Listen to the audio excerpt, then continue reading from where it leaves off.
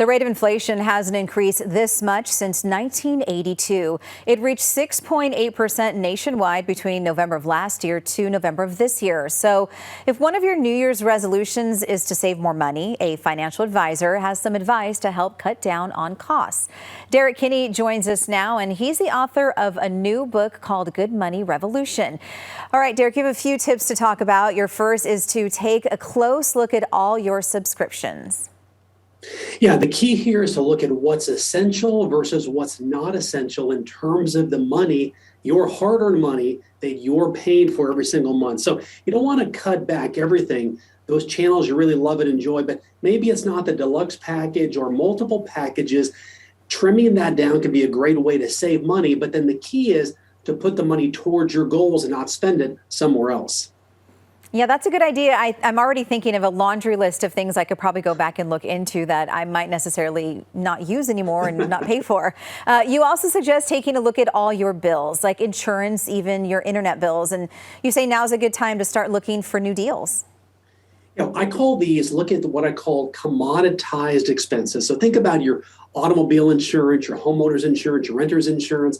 I'm here in Texas, your electricity bill. All of those costs can be provided by anybody. And so typically, unless there's exemplary service somewhere, you want to save money and get the lowest cost provider for the highest quality benefit. What you want to do is call them and say this: I'm considering changing my provider. Is there a new customer benefit you have or a discount you can offer me to keep my business? If not, I'm probably going to bolt. And here's what you want to do.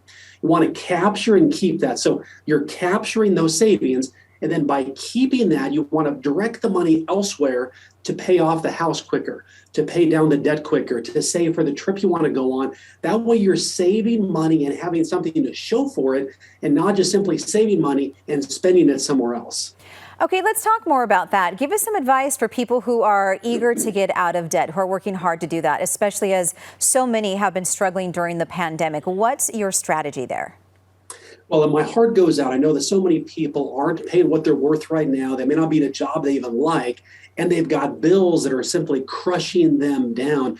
What you want to do is start with, on a sheet of paper or on your phone, write out your highest interest rate debts down to your lowest. And the key here is to focus all of your energy, every single dollar you got, toward what's costing you and hurting you the most financially, whether it's the credit card, the student loan, whatever that may be. And then once you then pay that off, take that same momentum and put it toward the next highest interest rate card, and so forth and so forth. The goal is to have one main goal this year, and that is, if I want to pay off $25,000 of student debt, you want to put all your energy, almost you're telling your dollars what to do. If not, those dollars can sort of have their own bad behavior and go off on their own. You want to direct them and say, look, we're going to pay off this debt. That's my number one goal this year. It just might take a little planning, but sounds like it can be done. What if you own a home? Do you think now is the time that homeowners should look into possibly refinancing their mortgage? Yeah, so here's the general rule of thumb on that. If you can save between half a point or a full percentage point, this may be a great time to refinance. What you want to do, though, is ask about those hidden pesky costs that typically people don't think about. But as we know, the big print giveth and the fine print taketh away. Typically, you want to call your current mortgage provider because they want to keep your business and say, look, I'm shopping my mortgage rate around. This lets them know that this is a competitive situation. What's the best rate you can give me? And can you charge me no closing costs and fees? That's what you want to ask. That can save you money. And again, the key here is apply that capture and keep method. Any dollars you save on refinancing, maybe you take it from a 30-year down to a 15-year, or you take the $200 a month savings and put it toward that highest interest rate credit card. That way you're really making progress towards your goals. All right, sounds good. And finally, you say people should use that bonus check wisely if they get one from their workplace.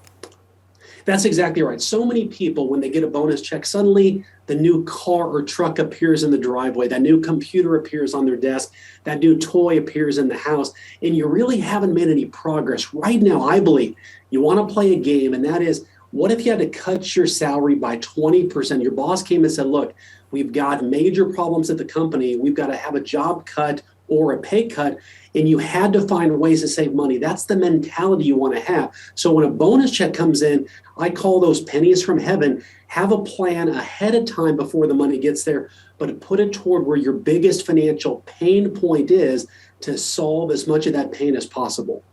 I like that, pennies from heaven. Good advice. I think this is good information not to only share, to hear for yourself, but with your family members as well and your kids to kind of get them off to a good start. That's so true. And right now, especially with the new year, have a family meeting. Talk about what financial goals people have. Get a note card, a 3x5 card, or a sticky note, and just write down your top 3 financial goals. You'll be surprised a year from now how much progress you'll make just by clarifying what's truly important to you and your money. I like that. Sounds good. Derrick Kinney, the author of Good Money Revolution. Thank you so much for joining us. My pleasure. Great to be with you.